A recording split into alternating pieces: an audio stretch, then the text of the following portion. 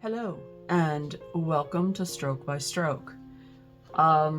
Today is the last day of comparing multiple brands of the same colors, and so not in any particular order. I have Cobalt Blue, Winsor & Newton, M. Graham Cobalt Blue, Daler-Rowney Aquafine Phthalo Blue, Schminky Phthalo Blue. I have Core Ultramarine, M. Graham Ultramarine, and Da Vinci Paints Ultramarine. And somewhere in there is an Art Creation one too. I'm not sure. So these are the colors, and these are the paints. And I'm gonna go ahead and put that there for now. So here we have the DVP Ultramarine Blue. Did I even say those?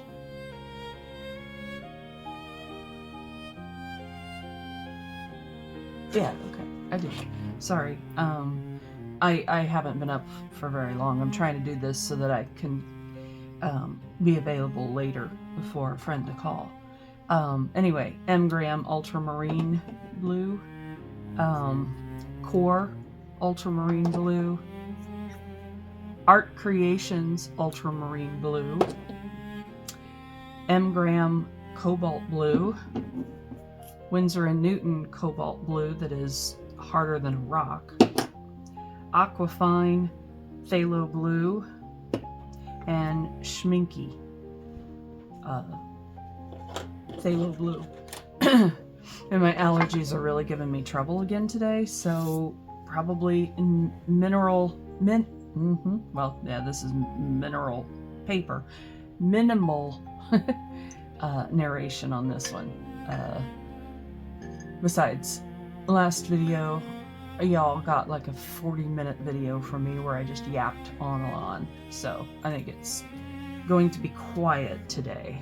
So I will announce each color as I add it for the first time, and then the rest will be just a speed painting. So yeah.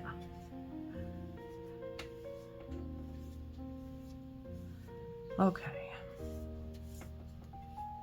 there we go. And I am going to start with the Aquafine so that I can get something on the paper.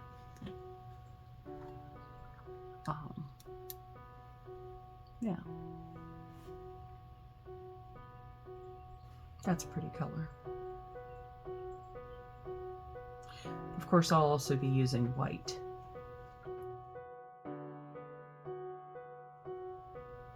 And now this is the Schminky Phthalo Blue.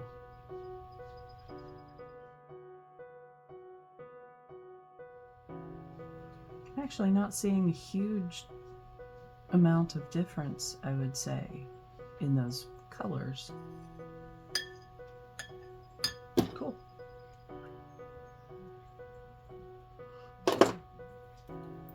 Okay, and now this is the Rock Hard Winsor & Newton Cobalt Blue.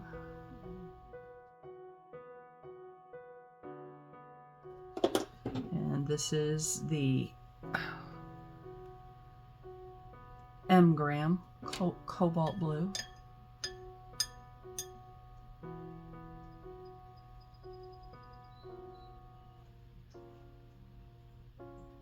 See this one also. Oh, beautiful granulation here. This one, just like the other M. Grahams, it disperses nicely.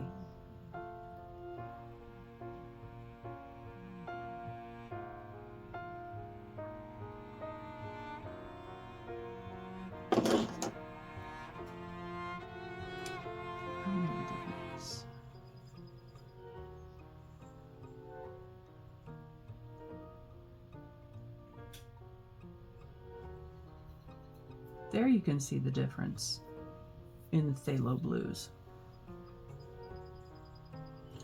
And I also have phthalo blue red shade and phthalo blue green shade, but I did not include those in this because they're different colors. Alright, this is Da Vinci Ultramarine Blue.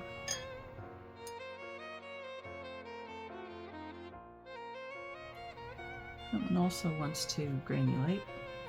This is exciting to me. And to me, M. Graham wins over Schminky. Totally. Sound like a valley girl, and if you know what that is, you're old like me.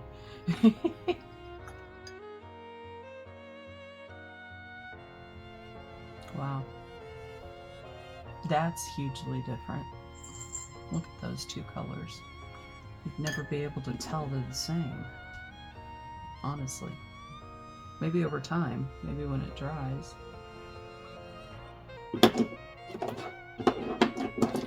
And this is the Art Creation Ultramarine Blue.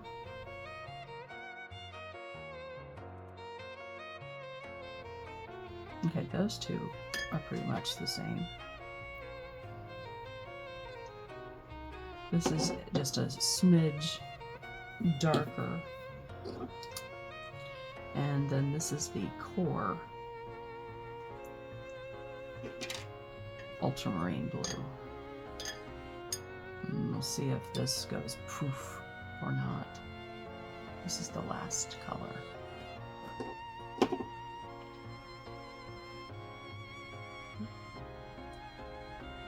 Yes, it does. Look at that. Okay, so, and that's a different looking color as well. All right. From here on out, it's just going to be a painting.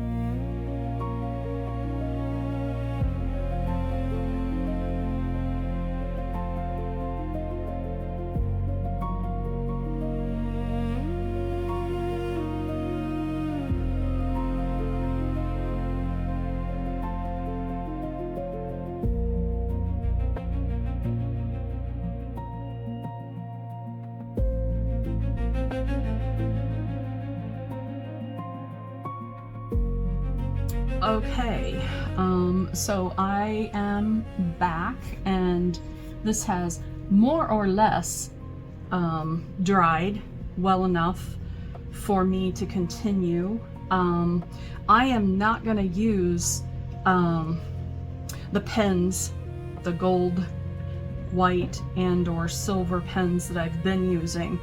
I'm going to leave it probably just like this. I actually think this image feels done. It's still a little tacky right here, and it has wrinkled the white acrylic ink that you'll see when I do the close-ups and stuff.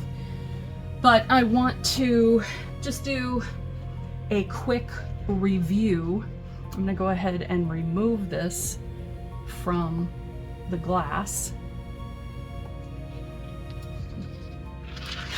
Okay, and find a place to put it.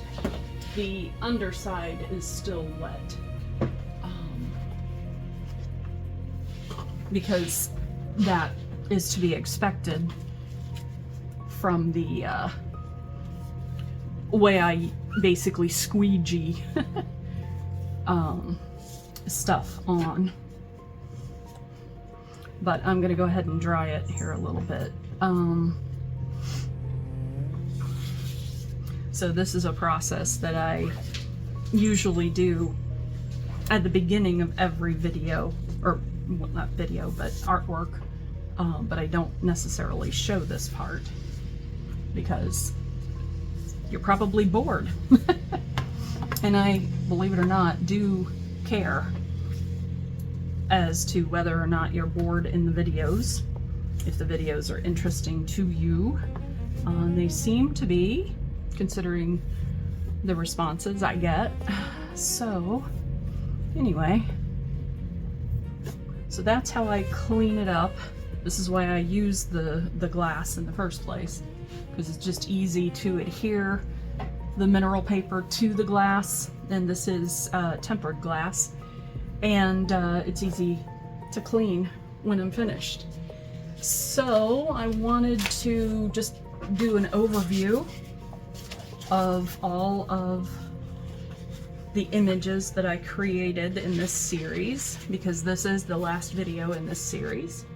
So there are the orange, or not oranges, but the browns. And I tried to do similar type images. There are the yellows and indigos. Yellow? I think those were yellows, yeah. They are.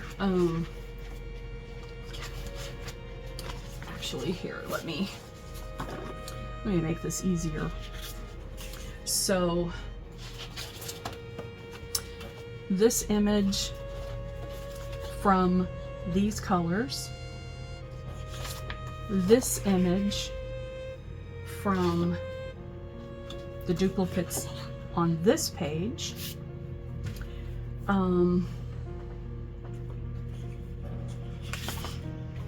this image from these two, that one, there were only two colors, and really one, because that one I have to re-wet it. And then there's that's the blacks and the Payne's grays. And this image, which was my oranges and my reds. And then this last image right here from this page. So that was the project here, was to test out the duplicate colors. And in this image, one thing that I started falling really in love with was how when I would wet the paint and use my glass here as a palette, I could feel the grains of the color, and so you can easily see the granulation and what it does. So I love that. I figured this might be my favorite image, and yeah, I think it is actually, because look how gorgeous this is. And I do like the wrinkles, and I don't want to upset this. And I will finish this video with doing the pan through with the camera, and then a still image of this. So yeah, I have learned a lot from this process. I learned that alizarin crimsons generally, not a huge amount of difference. The biggest differences I found was between the cadmium oranges. I think that those were bigger differences than any of the other images or colors. Sorry, the aphasia is sticking around. So there's that. And I discovered that the lamp black, more or less, is pretty much the same. There are differences between the Payne's grays, but I think that my favorite Payne's gray is actually, it's a tie between the Core QOR and Da Vinci Payne's grays. I like them. I love how this one, the Core, just goes poof when I put it on a wet surface. And I think this one is, then the Core is bluer than this one. And I like that. I don't think this was a fair test for these. So that was interesting to know. Because the greens pretty much ended up being the sap green here. But you can see those different shades in the different Payne's grays and stuff. So, yeah. And I loved this one. I thought this was great. I like the image. I overworked the image, but I learned so much about these colors, and particularly just how different these orange colors actually are. So wonderful information. And I have so many duplicates on the browns here. And I do like this image very, very much. And once again, I learned so much. It does a really interesting texture here, that I don't know what that texture is called. You know, it did it up here too. So yeah, lovely, absolutely lovely. Okay. And I really did want to add some yellow or orange or gold or something to contrast with this, but I'm not going to do that in this image.